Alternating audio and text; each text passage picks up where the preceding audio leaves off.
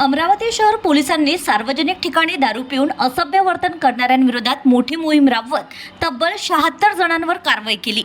ही कारवाई माननीय पोलीस आयुक्त यांच्या आदेशानुसार दिनांक 29 एप्रिल 2026 रोजी शहरातील विविध भागात करण्यात आली आहे। कठोरा नाका, किशोर कॉलनी, दस्तूरनगर, शेगाव नाका, इंजिनिअरिंग कॉलेज परिसर, सिंधी चौक, चौरेनगर, गर्ल्स हायस्कूल चौक, ऑर्बिट पॉइंट आदी सार्वजनिक ठिकाणी हातगाड्यांवर किंवा रस्त्यावर बसून दारू पिऊन गोंधळ घालणाऱ्या व असभ्य वर्तन करणाऱ्या व्यक्तींवर महाराष्ट्र पोलीस कायद्यातील विविध कलमान्वये कारवाई करण्यात आली आहे।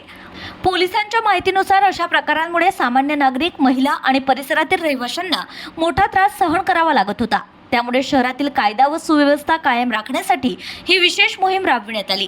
यापुढेही गुन्हे शाखा आणि सर्व पोलीस ठाण्यांकडून अशाच प्रकारची कठोर कारवाई सातत्याने सुरू राहणार असल्याचा इशाराही पोलिसांनी दिला आहे। तसेच खाद्यपदार्थांच्या हातगाड्यांजवळ किंवा किरकोळ दुकानांमध्ये दारू पिणाऱ्यांना जागा उपलब्ध करून देणाऱ्या चालक व दुकानदारांवरही कारवाई करण्यात येणार आहे।